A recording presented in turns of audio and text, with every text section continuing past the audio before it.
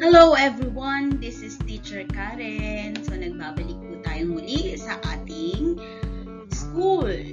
So ang lesson natin ngayon, o pag-aaralan natin ngayon para sa inyong bagong kaalaman ay tungkol sa solving linear inequalities in one variable. So bago po yan, na-discuss ko po before yung about po sa properties of linear inequalities. So gagamitin naman natin ngayon yung properties of linear inequalities para po ma-solve natin at ma-check yung ating linear inequalities.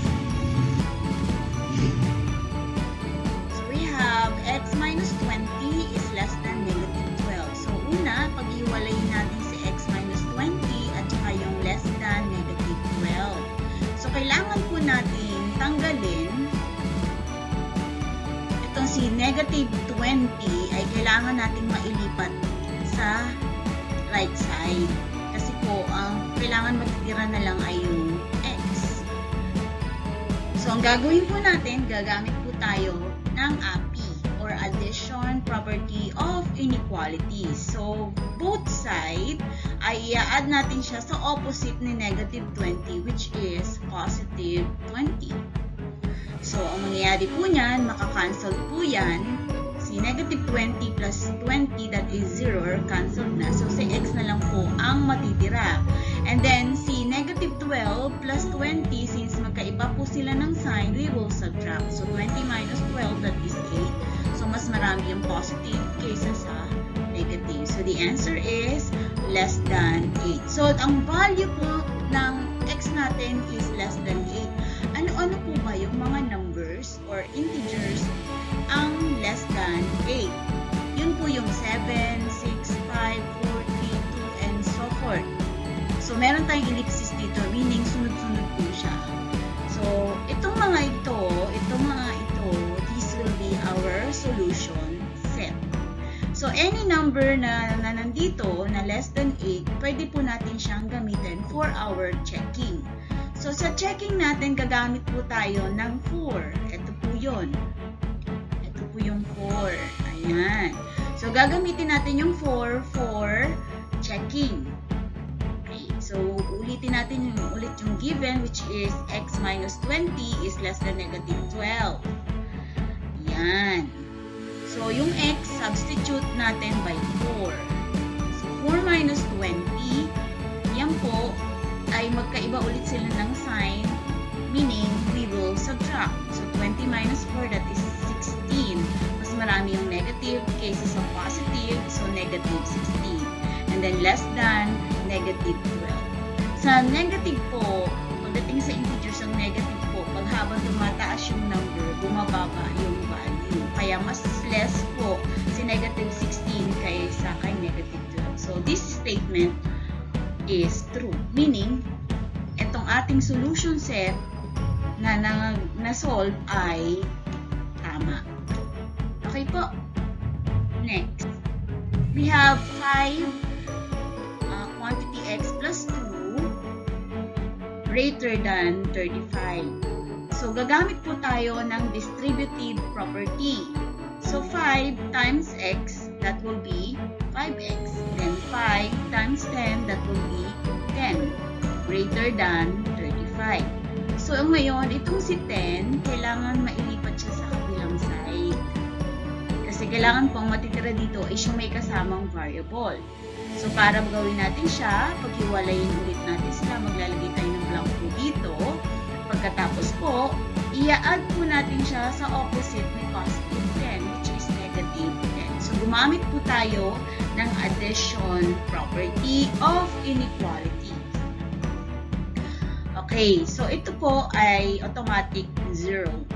Then, si 5x na lang po ang natira, greater than 35 plus negative 10, that will be positive 25. Then, paano natin tatanggalin itong si 5 sa tabi ni x para x na lang matitira? So, we will divide both sides by 5. So, gumamit po tayo ng division property of inequality. So, 5 divided by 5, that will be 1 times x, that will be x. And then greater than 25 5 divided by 5, that will be 5. So, ang ating sagot ay x greater than 5. So, meaning, ang solution set natin ay yung mga greater than 5.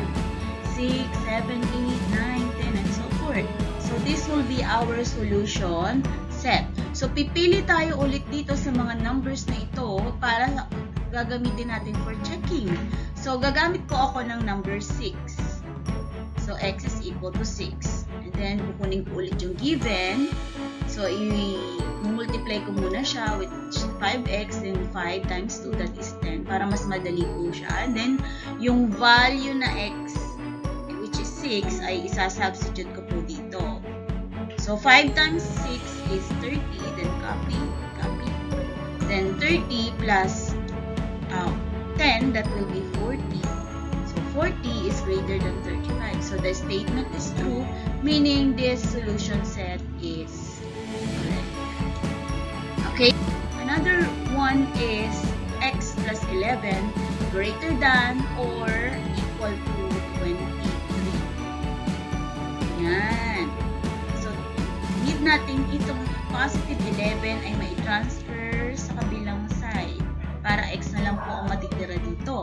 So, we will add the opposite of positive, which is the negative 11. So, we use addition property of inequality. So, ito po ay cancelled ulit, which is equivalent to 0. Then, x na lang po yan. Then, ito po, 23 plus negative 11, that will be 12.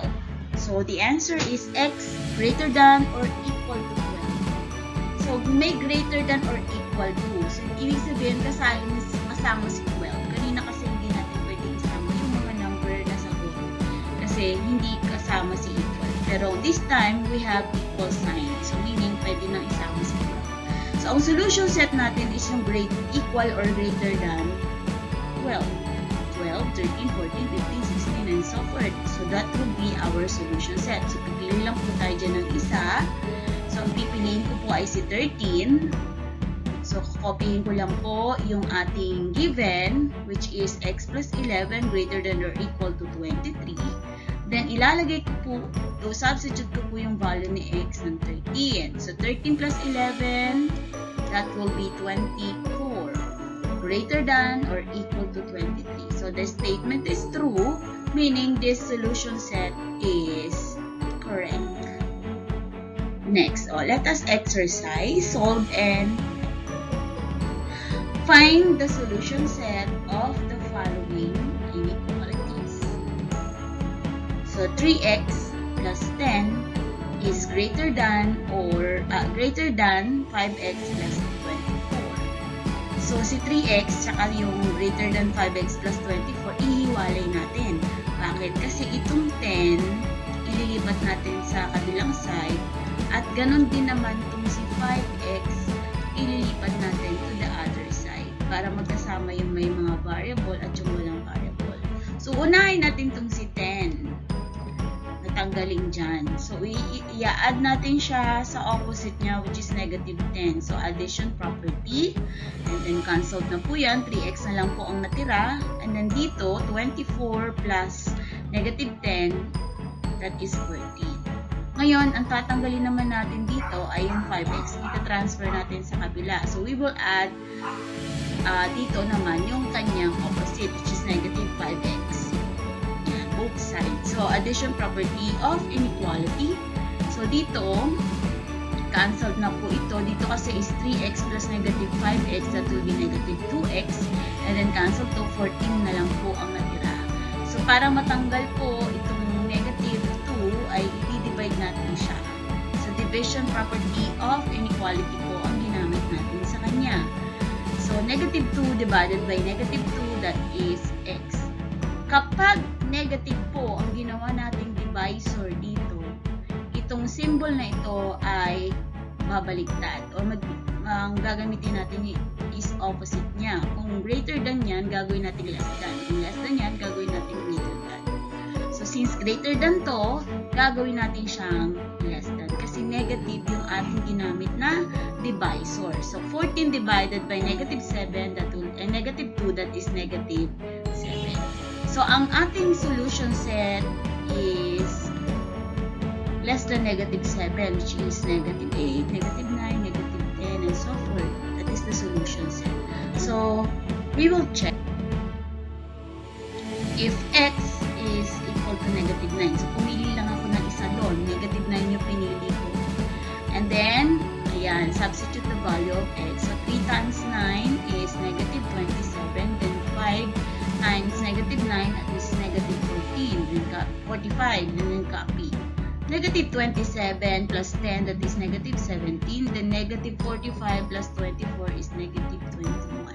Negative 17 is greater than negative 21. So, this is true. Meaning, yung solution set na nakuha natin o na-solve natin is correct. Another one. So, gagamit tayo ng distributive property. 2 times 1 is 2. 2 times 5x is positive 10x and less than 22. So, itong 2, kailangan ma-transfer natin sa kabilang side. So, mag-a-add tayo ng opposite niya, which is negative 2. So, addition property of inequality. So, ngayon, maka-cancel na ito. So, ang natira na lang is 10x. And then ito, 22 plus negative 2, that is positive 20. And then, para matanggal to, kailangan natin siyang ito i-divide by 10. So, ito, 10 divided by 10 is 1, or x na lang. And then, less than 20 divided by 10, that is 2. So, ang solution set natin is yung less than 2, which is 1, 0, negative 1, and so forth. That is our solution set. So, check. So, pumili lang ako ng isa doon, which is 1. So, if x equal to 1, tingnan natin na magtatama siya. So, substitute the value of x, which is 1. 2 times 1 is 2. And then, 5 times 1 is 5. And then, 2 plus 5 is 7, less than 22. So, the statement is true, meaning our solution set is correct. So, that's all. Thank you. I hope na nakatulong sa inyo. If you have any question, just email me at karenjoy@mhsmanila.edu.ph, or you can visit me or comment in my YouTube channel, Teacher Karen. So, thank you. God bless and stay safe. Bye-bye. See you again next time.